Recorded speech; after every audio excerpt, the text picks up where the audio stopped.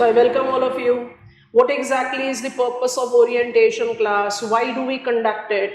Basically, many of you have decided geography to be your optional. Some of you are still into the dilemma whether I should take geography as my optional or not, and whether I should take classes. Right here with me, Neetu Singh, Direction IAS. So the purpose of orientation is basically to give you the understanding of compatibility. So when I use the term compatibility, you need to understand it is compatibility about the optional. As in, I know that there is a very limited number of subjects which I can choose as my optional, है ना? पूरी list तो आपके लिए नहीं है possible. सो 2, 3, 4 subject जो कि आपका पोटेंशियल ऑप्शनल हो सकता है, उसमें ज्योग्राफी आपका ऑप्शनल क्यों हो? एक तो सबसे बेसिक चीज होती है that am I interested in that. क्योंकि ये जो एक जनरल जो यंगस्टर्स हैं जो अभी ग्रेजुएशन कर रहे हैं, they have started preparing, they just simply get carried away कि भाई ये वाला पर्टिकुलर टॉपर इस पर्टिकुलर ऑप्शनल से था तो वहां पर पहुंच जाएं. ये अप्रोच गलत है अपने आप में. आप जरूर जाइए उस ऑप्शनल के पीछे, प्रोवाइडेड आप उसमें इंटरेस्ट रखते हो, यू नो, बिकॉज बाकी सारी एनालिसिस जो है वो फेलियर है. ऐसा तो बिल्कुल भी नहीं है कि किसी ऑप्शनल से कोई स्टूडेंट पास ही नहीं होता या किसी ऑप्शनल के सारे स्टूडेंट्स पास हो जाते हैं. तो it basically goes as case पर केस रेफरेंस. सो जब कंपैटिबिलिटी की बात होती है तो सबसे बड़ा इंपॉर्टेंट फैक्टर है यू जज the compatibility with your optional. तो compatibility to identify am I in the position of doing it. तो सबसे बेसिक चीज तो है कि भाई आप NCERTs को पढ़ो. When you read NCERTs, which you have to read otherwise also for your general studies, आपको अपने आप पता चलता है. मेरे पास आप में से कितने एनरोल्ड स्टूडेंट्स हैं जो उन्होंने ये कहा कि जनरल स्टडीज में ज्योग्राफी पढ़ा तो ऐसा लगा कि नहीं, geography should be my optional because I find it interesting. Geography जैसे ऑप्शनल का बेनिफिट सिर्फ ये है कि geography is everything and everything is geography. आप ज्योग्राफी को कहीं से भी मिस आउट नहीं कर सकते अपनी प्रिपरेशन में. Everything happening around us is geography. So एक कंपैटिबिलिटी होना, एक नॉलेज होना कि मुझे अल्टीमेटली इसमें पढ़ना क्या है. सिलेबस छोटा है इसलिए मुझे वो ऑप्शनल ले लेना चाहिए, या टॉपर उससे आ गया इस साल इसलिए मुझे वो ऑप्शनल ले लेना चाहिए. ये गलत तरीका है. आप अपने आप को एक कन्विंसिंग आर्ग्यूमेंट देकर ऑप्शनल तैयार करो. पहला पर्पस तो ये है कंपैटिबिलिटी का. दूसरा पर्पस कंपैटिबिलिटी का आता है कंटेंट अंडरस्टैंडिंग से. मतलब आपने ऑप्शनल को सेलेक्ट किया क्योंकि आपकी उसके साथ इंटरेस्ट है, आपको लग रहा है कि आप उसको जस्टिफाई कर सकते हो.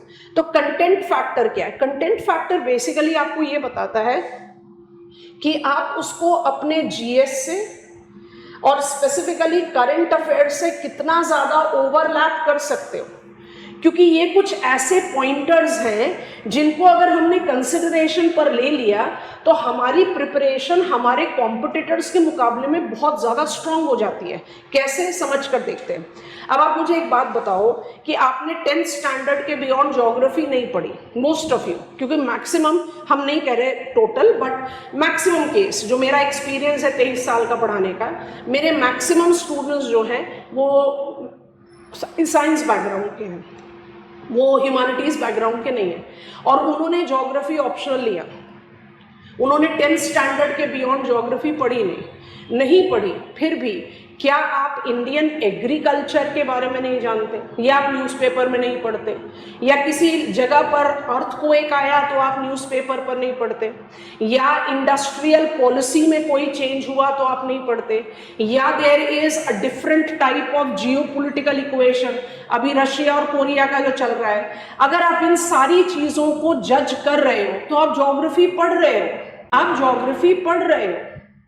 इसलिए हम हमेशा कहते हैं कि ज्योग्राफी जैसा ऑप्शनल और कोई ऑप्शनल है ही नहीं जहां पर आप 500 मार्क्स की तैयारी करते हुए 350 मार्क्स का GS तैयार कर लेते हो. Compatibility to the content, content जो आपको जस्टिफिकेशन दे कि मुझे इसको तो करना है ही. ज्योग्राफी अगर मेरा ऑप्शनल नहीं भी है तो भी मुझे इसको करना है क्योंकि ये तो मेरा जनरल स्टडीज का पार्ट है. You have to take this. और सिर्फ यहाँ नहीं, ऐसे राइटिंग में भी टॉपिक्स हैं. अब यहाँ पर हम रुककर जरूर एक बात बोलेंगे, आई स्पेशलाइज ओनली इन ज्योग्राफी. हम आपको बिल्कुल भी नहीं कह रहे कि हम आपको ऐसे राइटिंग सिखाएंगे, नहीं सिखाएंगे. हम आपके फ्यूचर के साथ किसी भी तरह का खिलवाड़ नहीं कर सकते। हमने आज से 23 साल पहले डायरेक्शन सेंटर स्टैब्लिश किया as geography centre and till date it is running as geography centre. हमें नहीं लीप्स एंड बाउंड्स लेना है अपने प्रोफेशनल ग्रोथ के लिए at the cost of my students. I am very clear with that.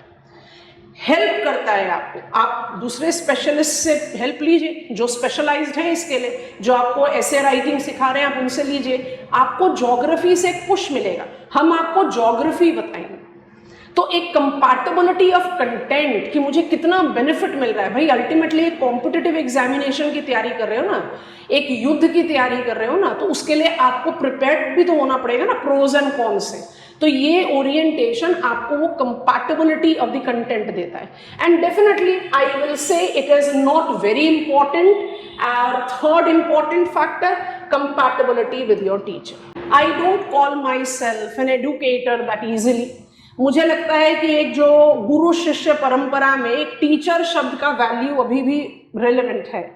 I am very old school person and I very strongly believe कि जो teacher student की कंपैटिबिलिटी है, जो वेवलेंथ मैचिंग है, वो कहीं ना कहीं बहुत क्रूशियल रोल प्ले करती है कि आप किस लेवल तक, किस पॉइंट ऑफ जंक्चर तक अपने टीचर से हेल्प ले सकते हो। आपने क्लास में कोई एक टॉपिक पढ़ा, आपको उस टॉपिक को समझने में परेशानी हुई, तो क्या आपकी कंपैटिबिलिटी है टीचर से कि आप जाकर उससे बात करके उसको समझ सकें? क्या टीचर अप्रोचेबल है कि आपका डाउट क्लियरिंग के लिए कोई और चला आ रहा है? ऐसा हमारे साथ नहीं है। हम ही आपकी क्लास लेते हैं, हम ही आपकी डाउट क्लियरिंग करते हैं। आपको कोई भी प्रॉब्लम है तो you are there. I am very sure कि once the class, a topic is covered in the class, उसके बाद प्रॉब्लम नहीं रहती। बट ठीक है, हो सकता है ना कई टॉपिक्स में मुझे थोड़ी सी डिफिकल्टी है, मुझे I was slightly slow. Learning slow is not that you are not learning. Slow learners are different in their potentiality than fast learners. तो ये बिल्कुल भी नहीं है। And I treat each of my student as an individual. तो हमारे पास group orientation तो जरूर है, पर कस्टमाइज परव्यू भी है। तो टीचर के साथ आपकी वेवलेंथ, हमने देखा है कितने सारे एडुकेटर्स, क्रिएटर्स को कि वो क्या लिखते हैं बोर्ड पर शायद वो ही दोबारा खुद ना पढ़ पाए, तो स्टूडेंट क्या पढ़ेगा? आपको पता है मेन एग्जामिनेशन में मार्क्स डिडक्शन कहाँ होते हैं? स्पेलिंग मिस्टेक्स के।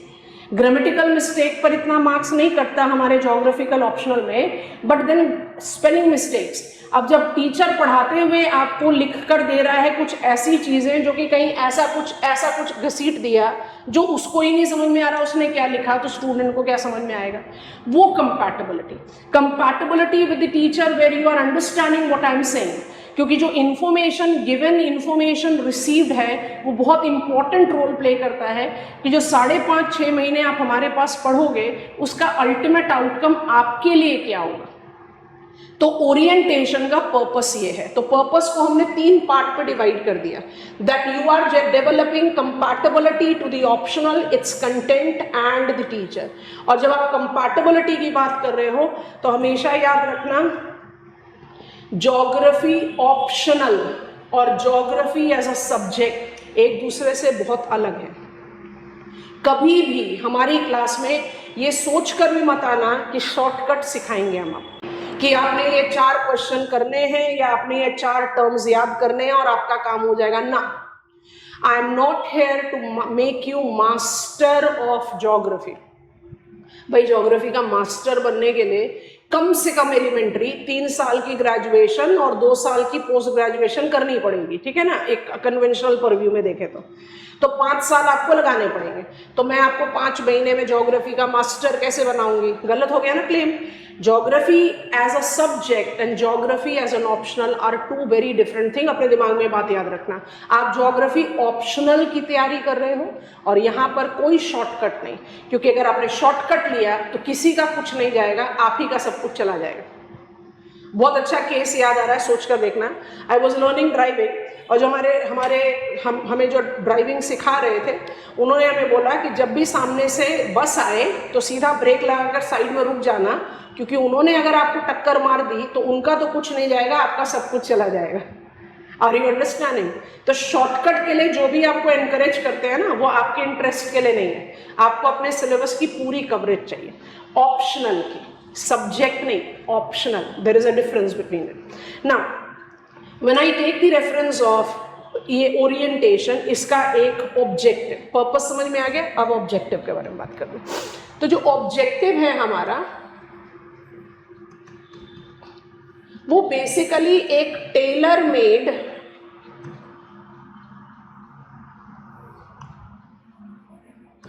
अप्रोच को शोकेस करना है, जो आपको ये बताए कि what is the difference that I hold, what is the difference that I hold to make you cover up your syllabus in such a manner कि आपको ना तो किसी एक टॉपिक को हैंडल करने में परेशानी हो, ना आपको टॉपिक के इंटीग्रेशन में परेशानी हो. तो जो मेरा पर्पस है, जो एक जो कंपैटिबिलिटी जनरेट करने का पर्पस है, उसी को अगर हम ऑब्जेक्टिव के साथ जस्टिफाई करें तो हमारा अप्रोच है 4 sectional divide.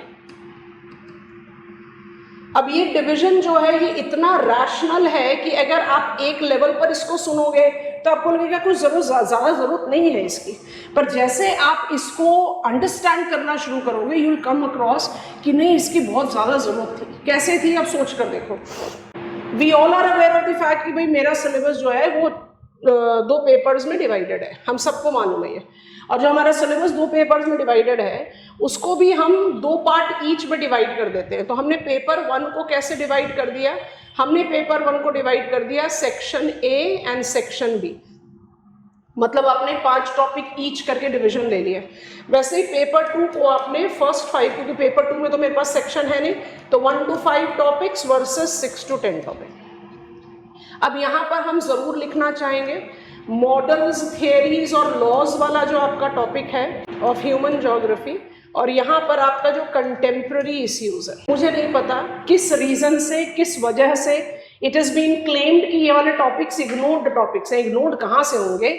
Models, theories, laws in human geography and contemporary issues कुछ इस तरह के टॉपिक हैं जो कि पूरे सिलेबस के साथ ओवरलैप करते हैं. समझ कर देखते हैं. हमारे सेक्शन बी जो कि आपका ह्यूमन ज्योग्राफी है, ह्यूमन ज्योग्राफी में मेरे पास एक टॉपिक है जिसका नाम है पॉपुलेशन एंड सेटलमेंट ज्योग्राफी. ठीक है. अब पॉपुलेशन ज्योग्राफी आप पढ़ रहे हो तो क्या पॉपुलेशन ज्योग्राफी पढ़ते हुए डेमोग्राफिक ट्रांजिशन मॉडल नहीं पढ़ोगे? माल्थूजियन मार्क्सियन कंसेप्ट नहीं पढ़ोगे? पढ़ोगे, बाय डिफॉल्ट पढ़ोगे. तो माल्थूजियन मार्क्सियन कंसेप्ट तो यहाँ लिखा हुआ है, और जब आप उनको पढ़ते हो तो you have to understand that Malthus propounded the concept in 1798. हम हैं 2024 में. He was a British scholar, हम बैठे हैं इंडिया में. तो हम माल्थूजियन कंसेप्ट को आज भी क्यों पढ़ रहे हैं?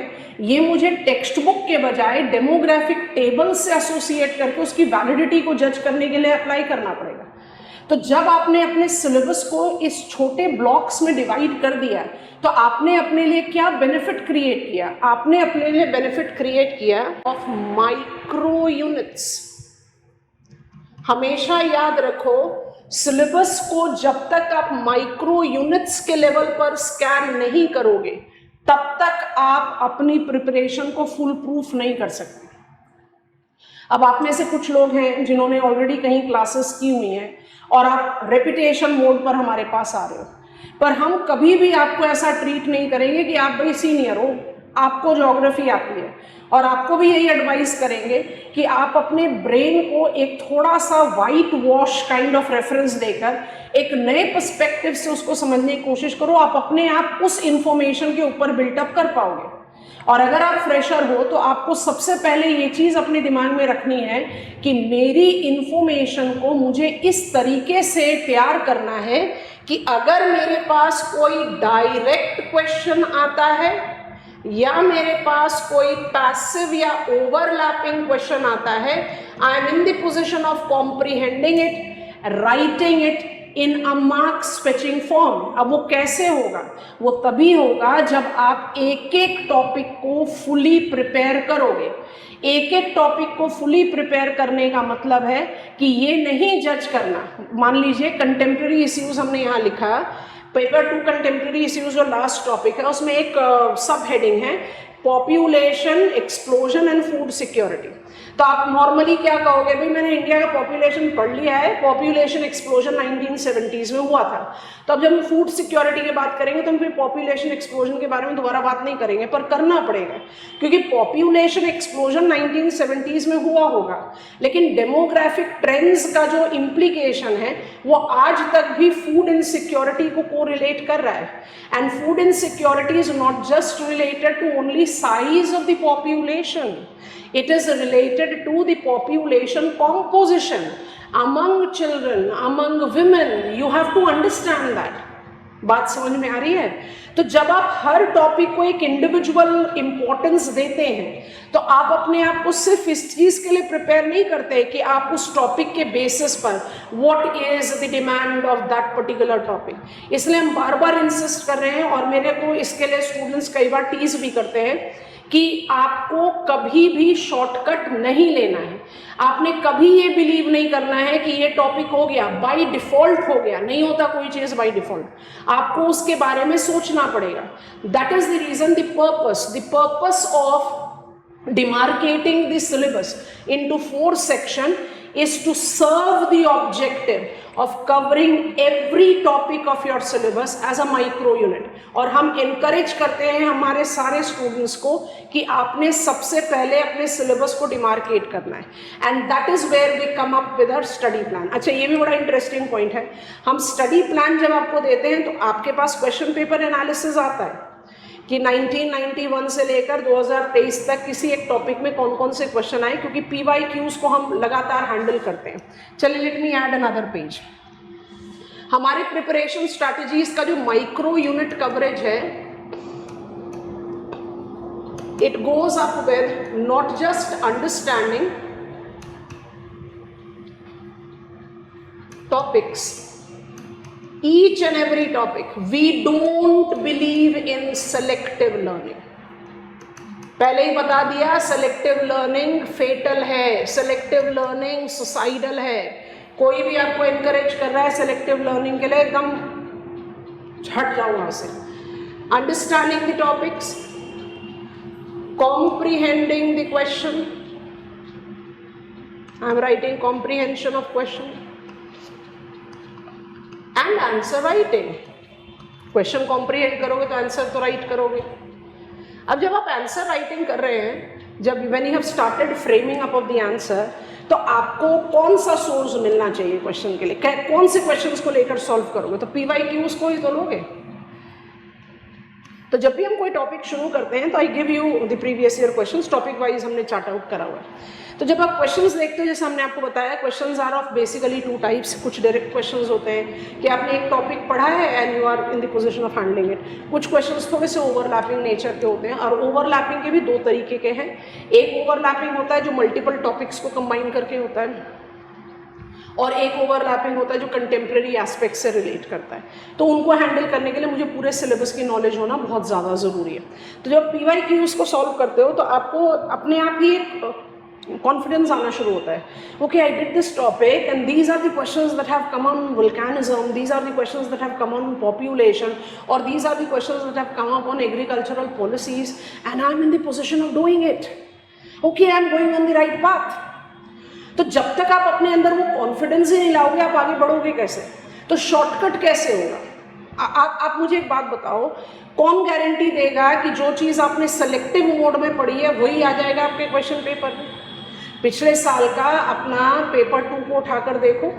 पिछले साल का पेपर 2 मेन एग्जामिनेशन में एकदम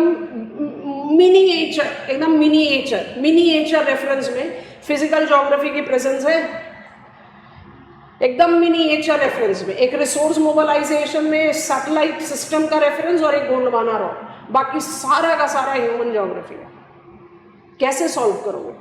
अगर आपने सेलेक्टिव रेफरेंस लिया कि भाई मेरे तो 10 टॉपिक हैं, इसमें से मैं 5 या 6 टॉपिक करके जाता हूँ, बाकी छोड़ देता हूँ, तो फिर भाई आप तो गए। तो ये काम बिल्कुल नहीं करना है। और जब आप प्रीवियस ईयर क्वेश्चन सॉल्व कर रहे हो तो फिर आपको सॉल्विंग का किस लेवल, आपको बड़ा कॉन्फिडेंस आ गया, yes I know and I can write, पर जो आपने लिखा, जो आपने फ्रेम किया, उस फ्रेमिंग और उस राइटिंग में और एग्जामिनेशन लेवल की रिक्वायरमेंट में कितनी कंपैटिबिलिटी है, कितना डिस्टेंस अभी बच गया, आपको और कितनी मेहनत करनी है, वो आपको कौन बताएगा? हम बताएंगे। क्योंकि हम ही आपके असाइनमेंट्स को चेक करेंगे। हम जब प्रीवियस ईयर क्वेश्चंस डिस्कस करते हैं after completion of every topic, I give you assignments, ये वाला क्वेश्चन करो, ये वाला करो, ये वाला करो। हमने आपको 2-3 दिए, आप 10-12 करो। उससे क्या होगा, उससे आपका प्रिपरेशन अप्रोच फुल प्रूफ होता चला जाएगा और ये सारी चीज़ें आपके 5.5 से 6 महीने में कवर होंगी, mind it, because we believe in consistent and regular work. कहीं से भी कोई भी शॉर्टकट अगर हमने लिया तो हमने अपने आप को बेनिफिट दिया, आपका नुकसान कर दिया, और वो चीज़ कहीं भी नहीं होनी चाहिए। तो माइक्रो डिवीजन का सीधा सीधा मकसद यही है कि आप अपने आप को उस लेवल पर इतनी क्लियर स्कैनिंग हो, क्योंकि हमेशा याद रखना ज्योग्राफी या for that matter civil services examination, आप सिविल सर्विसेज एग्जामिनेशन को ले लीजिए या आप इसको एसोसिएट कर दीजिए अपने ऑप्शनल से, ये दोनों के दोनों ही कंटेम्प्ररी इन नेचर है। आप किसी भी टॉपिक को कंटेम्प्ररी एस्पेक्ट से अलग रख ही नहीं सकते। और जब आप कंटेम्प्ररी सोर्सेस के बारे में बात करते हो तो भाई आप बात करते हो न्यूज़पेपर्स की। हम सब न्यूज़पेपर्स पढ़ रहे हैं, अब डिजिटल फॉर्मेट में पढ़ रहे हैं, बट फिर भी हम न्यूज़पेपर्स पढ़ रहे हैं। अब न्यूज़पेपर पढ़ते समय मेरे पास इन्फॉर्मेशन आ रही है, डिफरेंट तरीके की इन्फॉर्मेशन आ रही है। मेरे दिमाग में अगर सिलेबस की इन्फॉर्मेशन ही नहीं है, मुझे पता ही नहीं कि मेरे सिलेबस में क्या क्या है, जनरल स्टडीज़ के सिलेबस में क्या है, ऑप्शनल के सिलेबस में क्या है, मुझे एक मोटा मोटी पता है क्योंकि I have been asked to go selective, तो मुझे एक मोटा मोटी पता है कि इसमें ये टॉपिक है, इसमें ये टॉपिक है। तो आपने कोई एक न्यूज़ आइटम पढ़ा तो सही, उसको आपने समझा तो सही, पर आप उसको इंटीग्रेट कर ही नहीं पाए अपने टॉपिक से। न्यूज़पेपर के सारी इंफॉर्मेशन को आपने इंटीग्रेट करना है, किसके साथ इंटीग्रेट करना है, अपने सिलेबस के टॉपिक्स के साथ। ऐसे ही तैयार होता है आपका सिलेबस का टॉपिक, ऐसे ही तैयार होता है आपका एसे पेपर। जब तक आप ये इंटीग्रेशन जनरेट नहीं करोगे तब तक आप इंफॉर्मेशन को अपने ब्रेन में कोल्ड बॉक्स में पुश करते जाओगे, एग्जामिनेशन हॉल में उसमें से कुछ भी आपके सामने नहीं आना। और इसका एक बड़ा अच्छा एग्जाम्पल जो है वो एसोसिएट होता है, हम आपको अभी दिखाएंगे कि जब भी आप बात करते हैं अबाउट परफॉर्मिंग स्टूडेंट्स जिन्होंने रैंक ले लिया, तो जिन्होंने रैंक ले लिया या जो रैंक होल्डर्स हैं वो भी ट्रायल एंड एरर मेथड पर काम कर रहे हैं। माने उनके जो अटेम्प्टेड टेस्ट हैं, जो हमारे पास टेस्ट पेपर है, अभी हम आपको दिखा रहे हैं, उसमें आप खुद नोटिस करोगे that they are not writing it perfectly with every answer, but उनका ओवरऑल परफॉर्मेंस अच्छा रहता है।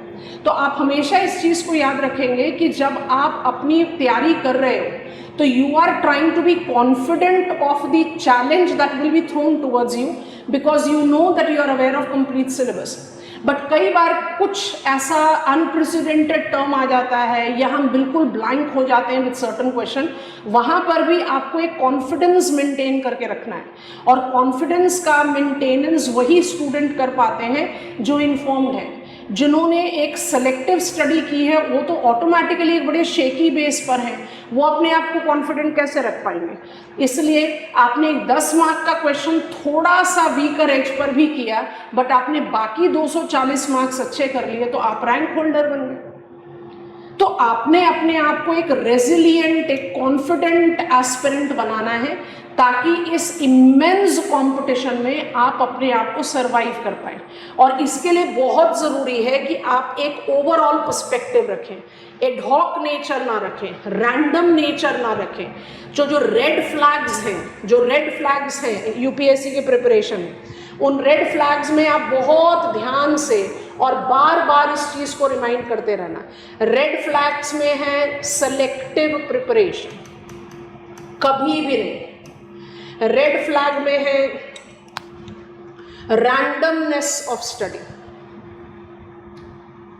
कभी भी नहीं। रेड फ्लैग में है आइसोलेटेड अप्रोच, कभी भी नहीं। आइसोलेटेड अप्रोच का क्या मतलब हुआ, हमने एक टॉपिक कर लिया, डन, वाटर टाइट कंपार्टमेंट बंद करके साइड में रख दो ना, इंटीग्रेट करो। इंटीग्रेशन बहुत इंपॉर्टेंट है।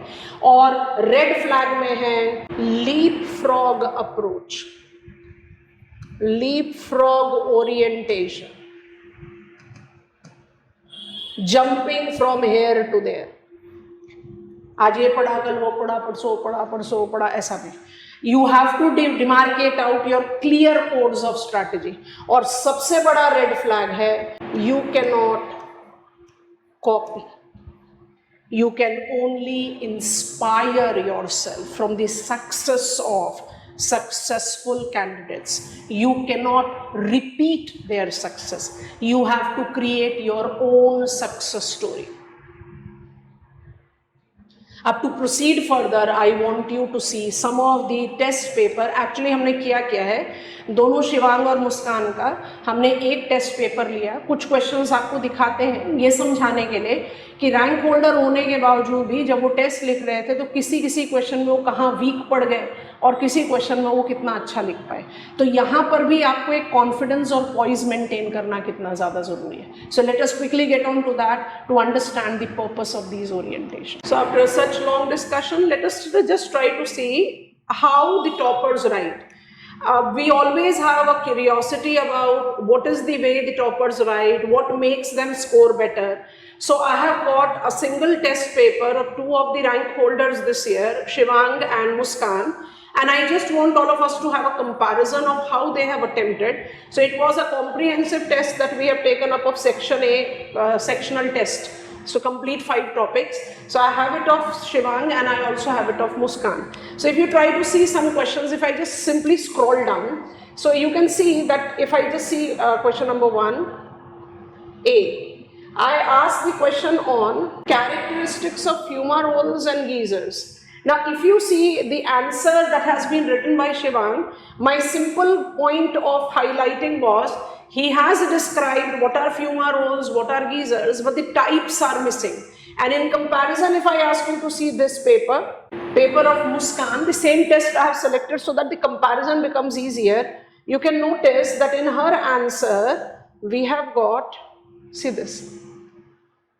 In her answer, we have got the specification of the diagram and we are also having the types that are being mentioned. If you can notice it here, it is phreatic eruption, vent type, and the diagram that has also been drawn.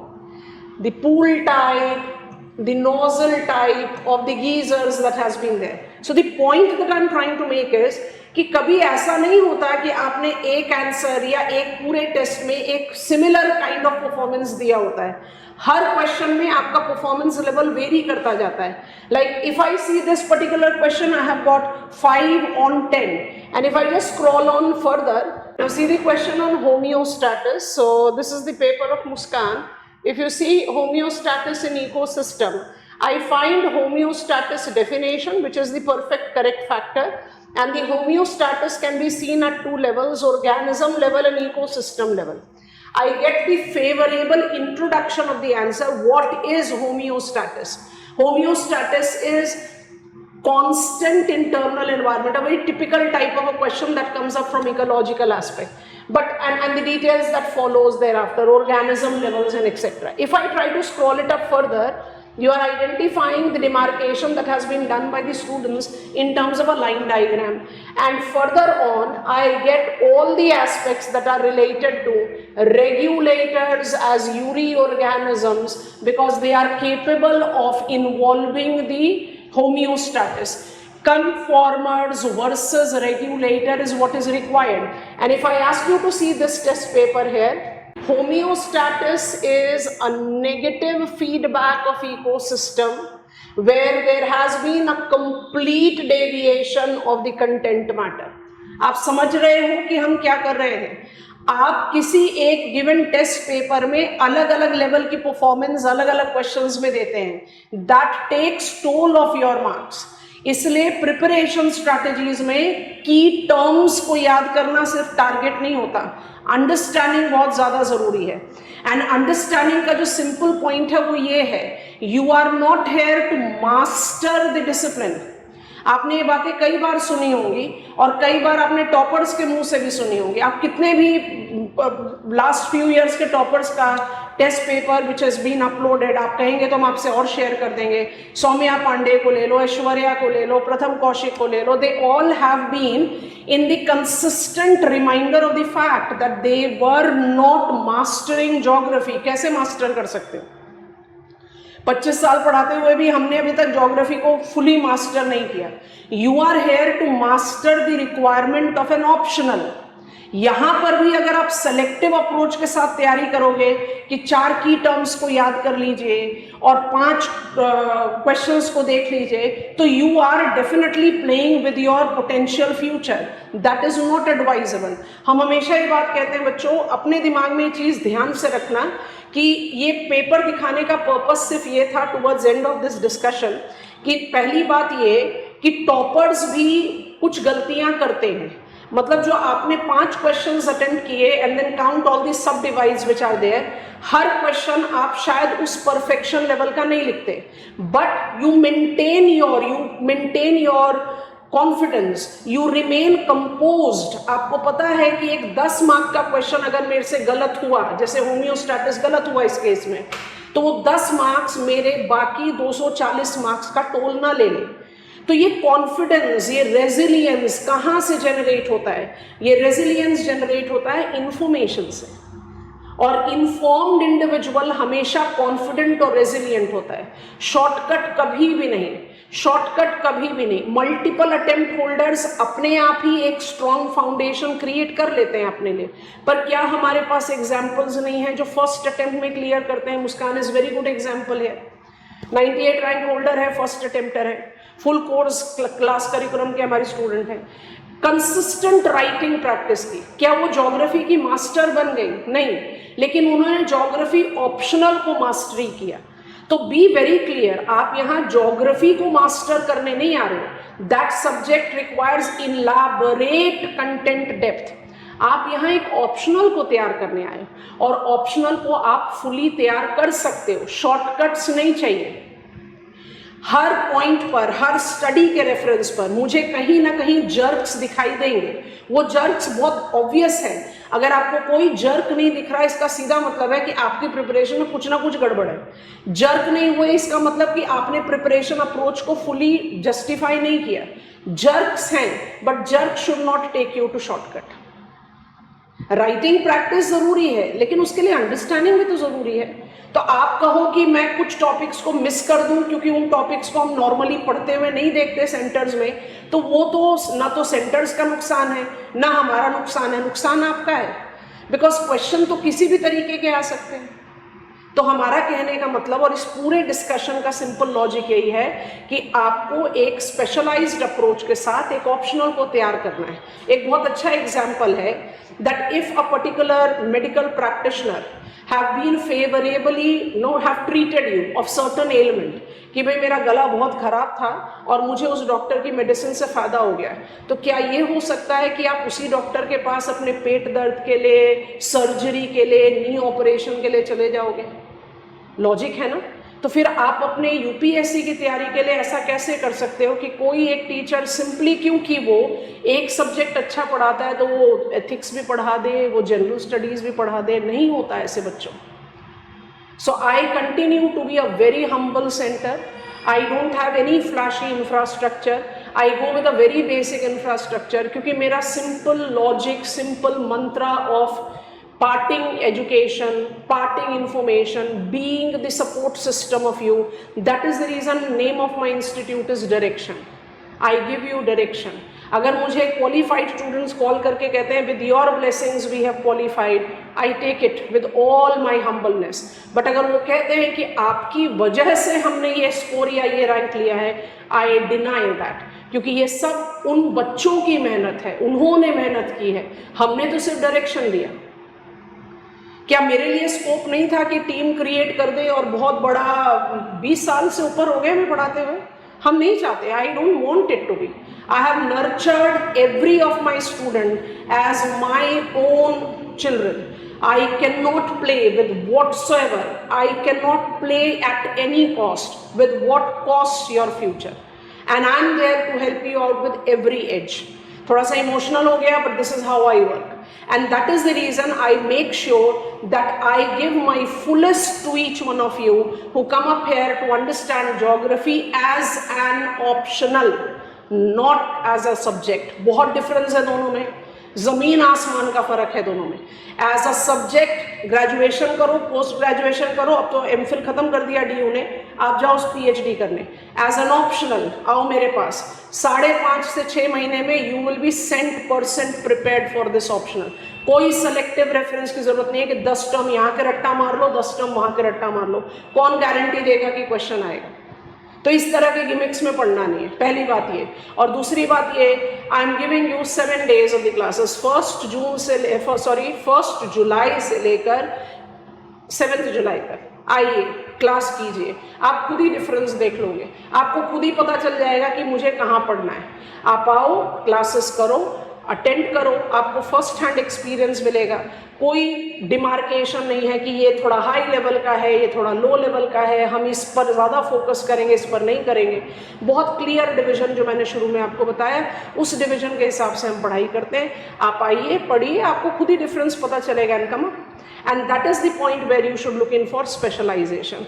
और ultimately finally bidding you goodbye, बस एक बात और बोलना चाहेंगे, don't play with your future.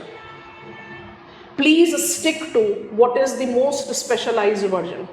Glittering world में, gimmicks world में अपने आप को डेविएट मत करो, ठीक है? रिजल्ट स्पीक करता है, रिव्यूज स्पीक करते हैं, आप अपने आप देखो, because we know how the things are being manipulated in the present terms. So I think that is sufficiently done.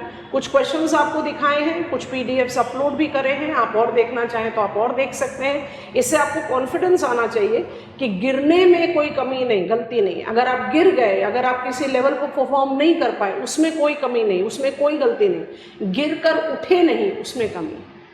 So you have to first walk, scroll, run, then only you will realize what should be your strategy. So let us begin, and we are beginning it from 1st of July. Bye-bye from my